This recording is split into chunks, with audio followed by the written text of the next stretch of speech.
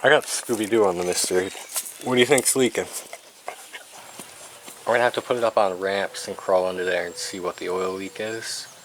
The coolant leak, I think that's at the heater core.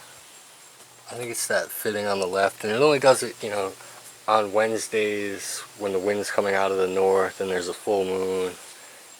You know, one of those things that it's not a constant problem, but we do lose coolant sometimes.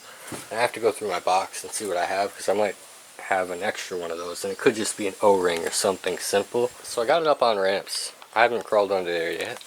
Let's see if we can figure out where the oil's leaking. Right here's, I think, where our drip is coming from. You can see it's going to drip right on my finger. But I don't think that would be this O-ring. It looks further up, like, see how it's real wet right at this seam? So I sprayed that whole can of brake clean on here, and I haven't really found the source of the leak yet. $6 gone. Didn't learn anything. So I got the front bumper off again, and I got another can of brake cleaner to spray around the oil cooler and see if I can figure out where it's leaking. So it's really hard to see the oil cooler on the car, so I think this is the same thing. And this plastic cap here on the oil cooler, I think that might be how it attaches to the oil filter housing. So I'm working on the coolant leak and the oil leak, and I figured I'd clean off the mass airflow sensor too, because it's been doing this thing where I have to pump the gas to start it, and in the past it's always been the mass airflow sensor. So we have the Bosch made in Germany.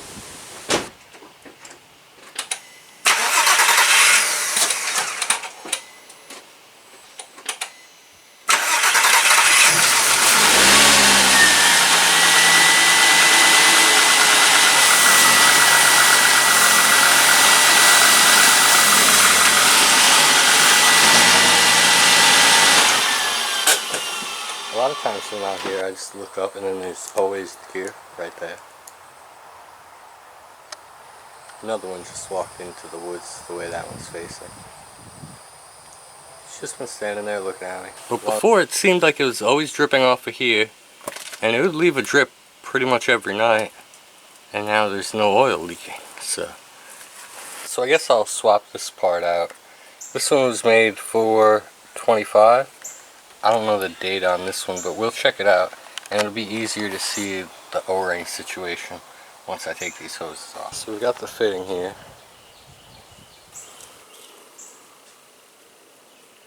Alright, I think I figured it out. You see how it's really close right here up to the edge of that lip, and then as you go around, that tapered part is not seated correctly. Or it's like failing.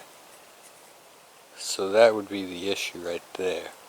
That tapered right where my fingernail is at that line. And that's plastic, and the O-ring sits behind that. So what brand is this? Oh, no brand, but it still has that same date stamp there, 11/23.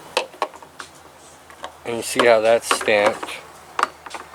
So clearly those are the same brand, and then like the URO brand doesn't have that date stamp. It's like the clock stamp. These ones also have the clock stamp, but I'm, you know, just saying here, two of the same things have failed, so glad we got a different brand there. When my heater core failed at the alignment shop, I thought they were trying to scam me at first, but then it was clear that they weren't trying to like say, oh, your car needs this fixed. Like the heater core thing failed, and they were like, oh, you need a special tool to take those fittings off. And so by special tool you mean small flathead screwdriver. Now he's too hot from sitting in the sun, he's going to go into the steps. So I put the fitting back on, and I don't really like how that hose clamp is close to the other heater core hose. It's not going to touch, but I'm still going to take it all back off and spin that hose clamp around to the other side. So I got the fittings turned over to the left side. So we just have to connect the breather hose.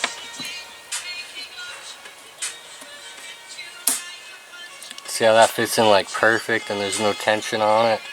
Took a lot of time to figure that out. So we should be good now. We just gotta put some more water in it.